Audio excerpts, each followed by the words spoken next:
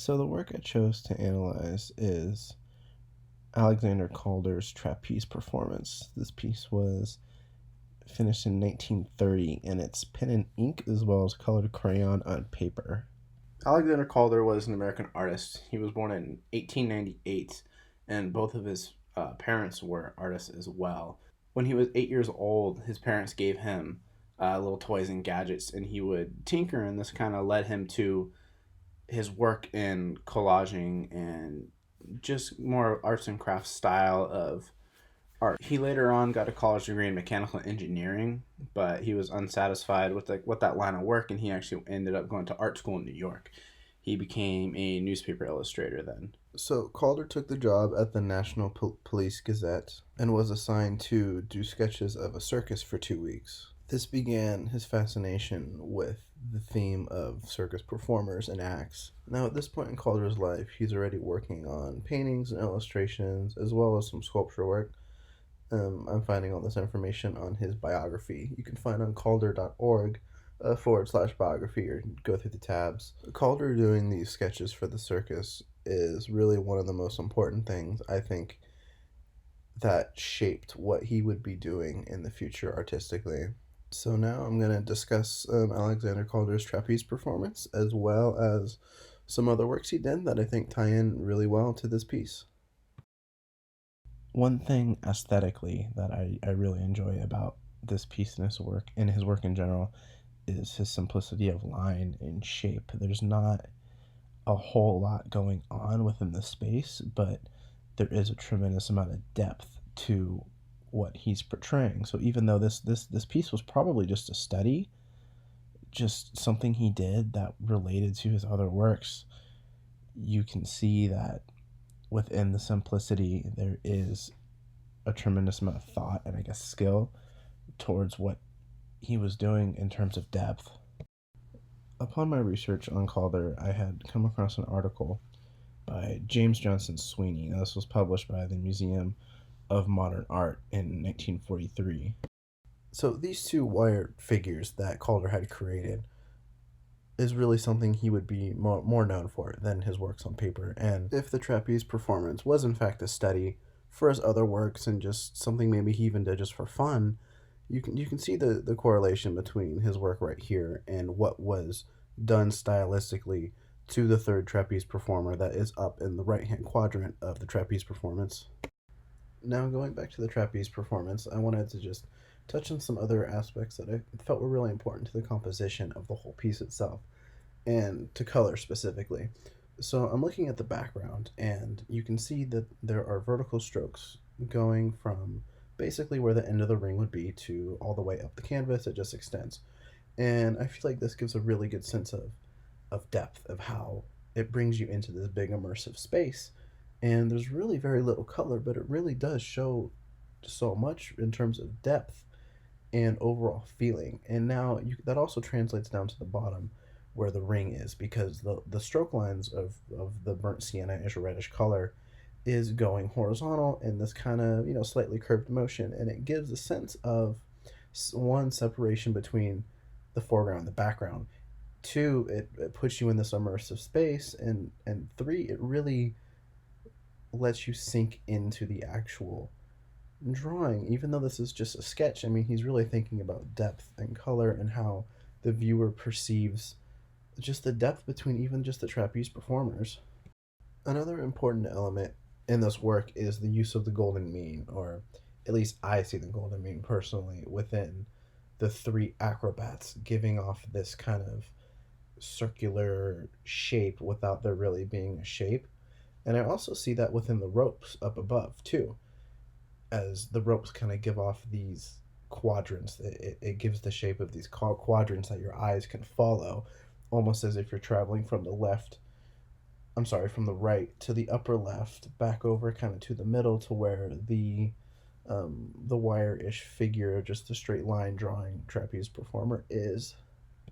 And then from the red figure, you're brought back down to the middle figure with the use of that rope, and then from there, your eyes automatically take over to the trapeze performer in the very front, the largest one, the one with the most detail. You see her hair, you see her expression, you see her clothes, and she is very, linear and symmetrical as well, as if he was really just focusing on simple line work. Now, going forward, when examining Calder's work, I'm going to bring up probably what is his most famous thing he did, and that is Calder's Circus.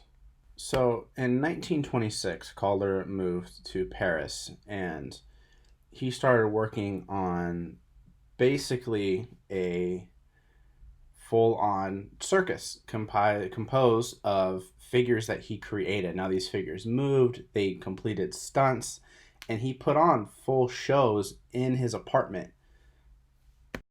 So, this circus is actually on display at the Whitney Museum of American Art, which is in New York. And according to their description, Calder had used basically wire, wood, cloth, cork, fabric, and string to construct these animals, clowns, acrobats, and it consisted of an elaborate troupe of over 70 miniature figures and animals, nearly 100 accessories such as nets, flags, carpets, and lamps, and over the 30 musical instruments, photographic records, and noisemakers. So, Trapeze Performance, the piece I'm examining that is on display at the Hammer Museum, was completed in 1930. So, this was 4 years after Calder had basically started showing the Calder Circus. According to the Whitney Museum, which has the Calder Circus on display in New York, um, they're saying that this circus basically embodied Calder's work from the 1930s onward. So, the piece I'm examining kind of serves as a bookmark to the after effects of his circus, kind of what he was thinking about, what he was doing, what he was famous for. I mean, it was just a this is what he liked, this is what he liked to do. And I think it really shows just how artists like to work on stuff that they like to work on, even if it's not for anything specific. It's just artists have their style and what they like to do. Another great example of Alexander Calder's style is another pen on ink piece. This is from 1932 and it's called The Circus. It follows themes of both works previously looked at, with the actual circus and the trapeze performance, as well as those wire figures that I showed earlier. You see that this is basically a continuous line drawing. Everything is basically combined with one line. He basically became a master at this, and that shows with his wire works, with the figures he would have created for a circus, with that red figure up in the right of the trapeze performance, my original work that I'm analyzing. You see these themes throughout his work, and it is quite remarkable to just connect the dots. Balance is a big theme in Alexander Calder's work that I find, and basically everything he did. Symmetry, balance, just this continuing energy. I pulled the last image, which was the circus, that pen and ink drawing, and this quote from an article by An Eye for Art. The article itself is called Playing with Space, and it's basically about Alexander Calder and his work with wire, with line, and his overhead hanging pieces he did that he was also very famous for. These overhead pieces are called mobiles, and they're a type of kinetic art.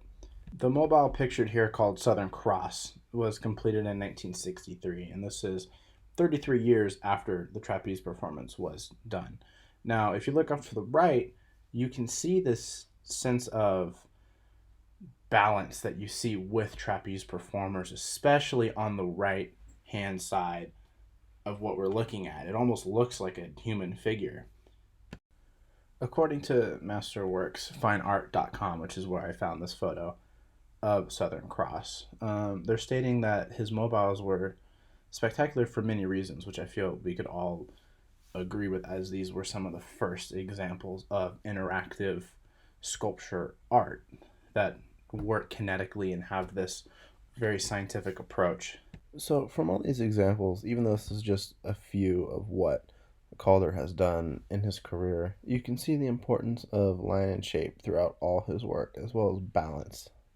And even though this piece right here, Trapeze Performance, isn't heavily documented whatsoever, you can completely understand this work just by looking at all his other pieces, whether it be a sculpture, a painting, Calder circus, a wire figure, a kinetic sculpture overhanging a museum. All of his work contains this simplistic beauty, which I find very interesting to look at. And I found myself looking at so many different pieces by him and looking at his everything that was on his website, and there's just too much to actually show in this video, but everything he did was quite spectacular and really, really interesting to learn about and look at. I find his work culturally significant just because he was able to work in so many mediums successfully. He really broke the borders of doing multiple things and doing them well. And it wasn't just, oh, he painted and they did a couple sculptures or anything like that, as he had all this different variety throughout his portfolio. And I think that's what really made him special. So, this is the trapeze performance by Alexander Calder, completed in 1930. And I find it is a very significant piece of work by Calder, not just for him, but in terms of multimedia arts in general.